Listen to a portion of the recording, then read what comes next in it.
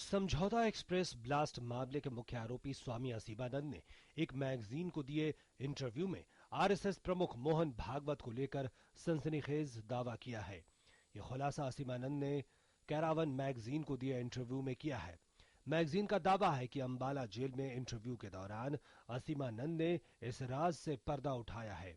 Caravan ने अपने दावे को पुख्ता करने के लिए अपनी वेबसाइट पर असीमानंद के इंटरव्यू के 2 ऑडियो भी जारी किए हैं। इंटरव्यू में असीमानंद ने दावा किया है कि मुस्लिम इलाकों में जो भी धमाके हुए हैं उसकी मंजूरी आरएसएस चीफ मोहन भागवत ने दी थी।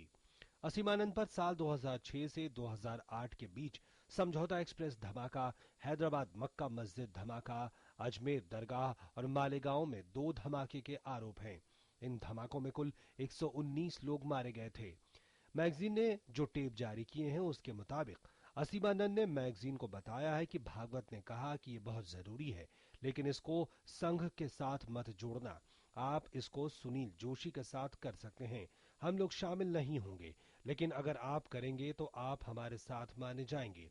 उन्होंने मुझसे कहा, स्वामी जी अगर आप ये करेंगे तो हमारे लिए आसान होगा और कुछ गलत भी नहीं होगा, कोई जुर्म नहीं होगा। अगर आप करेंगे तो कोई ये नहीं कहेगा कि हमने किया, ये सिर्फ हमारी विचारधारा से जोड़कर देखा जाएगा। ये हिंदुओं के लिए बहुत जरूरी है, आप ये करो, हमारा आशीर्वाद है। खुलासे के बाद देश में बवाल मच गया। संघ और बीजेपी ने इस दावे को खारिज कर दिया और इसे कांग्रेस का चुनावी हथकंडा करार दिया। ये सब मनगढ़ंत बात है, सरासर झूठ है। तो जैसे चुनाव नजदीक आते जाएंगे वैसे वैसे ऐसी मनगढ़ंत बातें सामने आएगी। लेकिन यदि कांग्रेस पार्टी को या और अन्य किसी पार्टी को ऐसा लगता होगा कि इससे लाभ होगा तो लाभ नहीं होगा उनका। इस तरह के इनको क्रांतिकारी विचार और इस तरह के क्रांतिकारी कोशिशें इनकी तभी आती हैं जब चुनाव सर पे आता है और उसको जो है वो चुनाव को वास्तविक मुद्दों से किस तरह से डाइवर्ट करो इसकी कोशिश होती है। संघ चाहे इस मामले को खारिज कर रहा हो, लेकिन समझौता एक्सप्रेस धमाके मामले में कांग्रेस ने संघ और बीजेपी पर निशाना साधा है।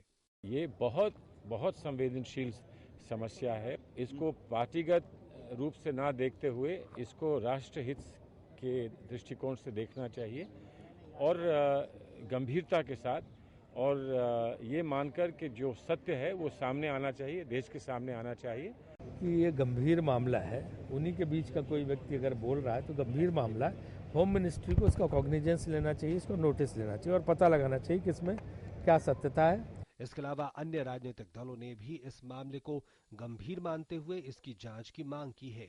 सीबीआई से जांच होनी चाहिए और यदि इनका दोष है, जैसे एविडेंस सामने आ रहे हैं, तो इनके खिलाफ सख्त कार्रवाई होनी चाहिए। और ये चुनाव का वक्त है, आजकल तो वैसे भी सभी पर आरोप लगा रहे हैं, लेकिन इसकी थोड़ा जांच होनी चाहिए और इंट्रोगेशन होना चाहिए।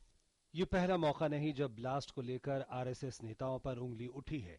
इससे पहले भी 2 बार असीमानंद ने जांच के दौरान इंद्रेश कुमार का नाम लिया था।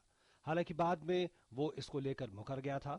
लेकिन बड़ा सवाल यह है कि क्या इस खुलासे के बाद जांच एजेंसियां आरएसएस के आला अधिकारियों से पूछताछ करेंगी या नहीं।